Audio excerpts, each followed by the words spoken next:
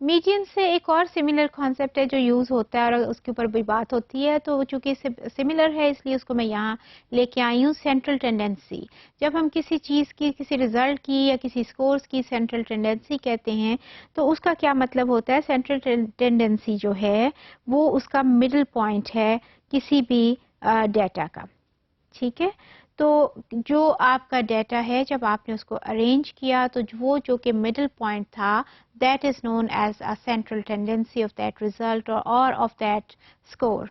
तो इस तरह से फिर क्या है कि जो सेंट्रल टेंडेंसी है वो भी उस वैल्यू की, और जो मीडियन है, मीडियन भी यही था ना, मीडियन हमने कहा था कि जो दरमियान में मिडल में जो वो एग्जिस्ट करता है स्कोर, जो वैल्यू, वो किसी रिजल्ट का या किसी स्कोर का मीडियन है।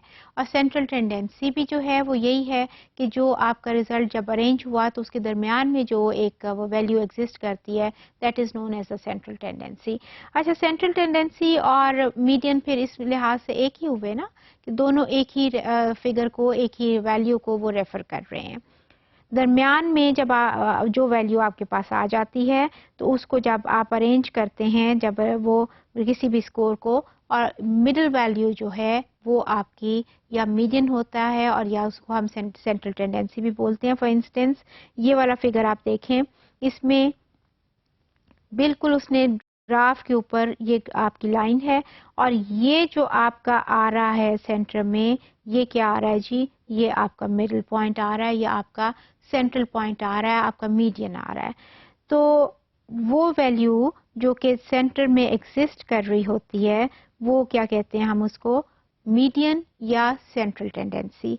इस वाले को देखें, अब ये जो इसके हैं सर्टेन स्कोर्स दिए हुए हैं, सर्टेन स्कोर्स के साथ जो आपके इसको अरेंज किया है starting from 6 and going to 30, तो दरमियान में क्या इसके आ रहा है? इसके 17 आ रहा है।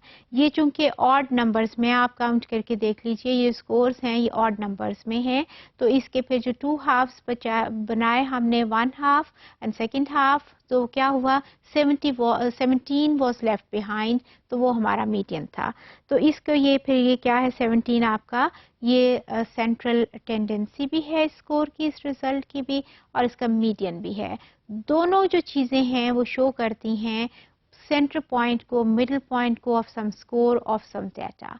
और ऑब्वियसली ये हमें मुख्तलिफ जो स्टेटिस्टिकल वैल्यूज़ हैं ना वो हमें मुख्तलिफ तरीके से हेल्प करती हैं, और हमने ये देखना होता है कि हमारी असेसमेंट में या हमारी रिसर्च में हमारी क्या रिक्वायरमेंट है। समटाइम्स हमें एक वैल्यू चाहिए होती है, समटाइम्स हमें दूसरी वैल्यू चाहिए होती है, समटाइम्स हमें दोनों ही चाहिए होती हैं, और समटाइम्स ये होता है कि वो वैल्यू हमें वैसे तो डायरेक्ट नहीं चाहिए लेकिन we are going towards some other calculations और वहाँ वो वैल्यू हमें हेल्प कर रही है। तो ये इसलिए जब कोई भी रिसर्च हो रही होती है, असेसमेंट हो रही होती है, तो ये आमतौर पे ये सारी वैल्यूज हम उनको देखते हैं या सारी कैलकुलेशंस की तरफ जाते हैं, क्योंकि वो हमें वन और अदर वे हेल्प कर रही होती हैं। और अगर फॉर द टाइम बिंग ना भी कर रही हूँ तो आइंदा किसी हमारे रिकॉर्ड में वो चीज़ें होती हैं और हम जब हम चाहिए होता है तो हम उसे खोल के देख लेते हैं। तो सेंट्रल टेंडेंसी फिर आपका मीडियन भी होता है जब आपके स्कोर्स जो हैं वो 2 हाफ्स में हैं, ऑड हैं, तो फिर तो बिल्कुल ही आसानी है कि 1 half and second half and median is left behind.